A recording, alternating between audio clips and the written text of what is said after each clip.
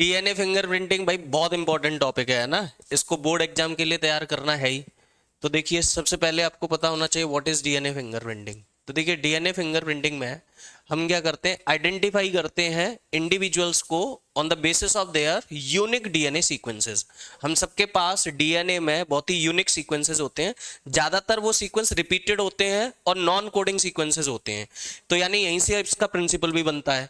DNA fingerprinting का principal क्या है, it is based on the polymorphism in DNA sequences. ठीक है, यानी हमारे डीएनए सीक्वेंसेस में जो वेरिएशंस होते हैं उसको बेस बना के हमने इस टेक्निक को डेवलप किया है। और पर्टिकुलरली कौन से सीक्वेंस होते हैं, ये नॉन कोडिंग सीक्वेंसेस होते हैं। और नॉन कोडिंग सीक्वेंसेस क्या होते हैं आप लोग मुझे कमेंट में लिख के बताना। अच्छा, एक्सोन और इंट्रोन भी क्या होते हैं ये भी बताना।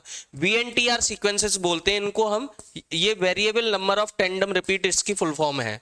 ठीक है, आप लोगों से variable number of tandem repeat आपके वाइवा में भी आपके टीचर्स ने पूछा ही होगा, है ना, प्रैक्टिकल्स चल रहे हैं बोर्ड के इस समय।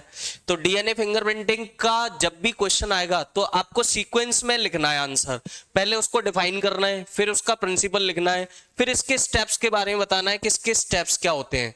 देखिए स्टेप्स होते हैं, सबसे पहले हम डीएनए को आइसोलेट करते हैं किसी भी सेल से। डीएनए को आइसोलेट करने के लिए आपको क्या करना पड़ेगा, आपको कोई सोर्स की जरूरत पड़ेगी।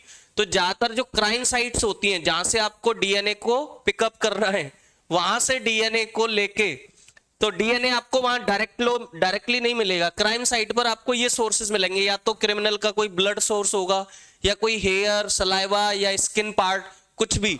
इन चीजों में से उसके डीएनए को हम क्या करते हैं, आइसोलेट करते हैं। फिर उस डीएनए को हम क्या करते हैं भाई, रिस्ट्रिक्शन एंजाइम से उसको कट करते हैं और इससे फ्रेगमेंट्स बना लेते हैं। रिस्ट्रिक्शन एंजाइम से डाइजेशन हो गया। थर्ड स्टेप होगा उसका सेपरेशन ऑफ डीएनए फ्रेगमेंट्स।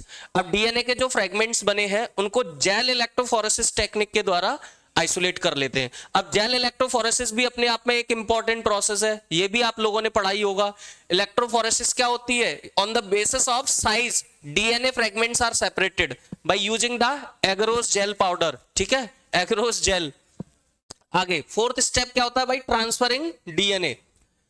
यानी जो भी आपने डीएनए को फ्रेगमेंट्स को सेपरेट किया है, अब उनको फ्रेगमेंट्स को हम क्या करेंगे, किसी नायलॉन मेम्ब्रेन पर ट्रांसफर कर देंगे और इस तकनीक को बोलते हैं भाई सदर्न ब्लॉटिंग। इसी को सदर्न ब्लॉटिंग कहते हैं। फिर हाइब्रिडाइजेशन करेंगे, यानी the DNA is hybridised with radioactive और fluorescent probe that bind to a specific sequence. यानी जो डीएनए सीक्वेंस है अब उनका हाइब्रिडाइजेशन करा दो। फिर उस हाइब्रिडाइजेशन के बाद हम उसमें क्या करेंगे, उसका ऑटो रेडियोग्राफी करके डिटेक्ट करेंगे कि कौन कौन से सीक्वेंस हमें ऑब्टेन हुए हैं। The bound probes are visualised by using the X ray film और a fluorescence imaging to generate a unique DNA pattern. तो इससे एक यूनिक डीएनए पैटर्न यानी बैंड बन जाएंगे डीएनए के। कौन कौन से क्रोमोसोम पर कौन कौन से सीक्वेंस बार बार रिपीट कर रहे हैं, उनकी संख्या निकल के आ जाएगी एक बैंड की फॉर्म में, और उसको हम नाइट्रोसेलुलोज मेम्ब्रेन पर अपना ट्रांसफर कर लेते हैं। अब इस पूरी डीएनए फिंगरप्रिंटिंग का लास्ट में हमें एप्लीकेशन भी बताना है कि इस टेक्निक का एप्लीकेशन यानी यूज क्या है। तो देखिए इसको फॉरेंसिक साइंस में यूज करते हैं, यानी क्रिमिनल्स को आइडेंटिफिकेशन करने के लिए। क्रिमिनल्स का आइडेंटिफिकेशन इसी से किया जाता है।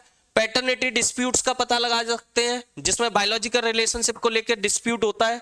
मेडिकल डायग्नोस्टिक में इसका यूज कर सकते हैं, जेनेटिक डिसऑर्डर्स का पता लगाने के लिए। And the last population study, evolutionary biology और जेनेटिकल डाइवर्सिटी में भी हम डीएनए फिंगरप्रिंटिंग का उपयोग करते हैं। तो ये पूरी टेक्निक है। जल्दी से आप लोग मुझे कमेंट में लिख के बताओ कितने लोगों को ये समझ में आ गया अच्छे से।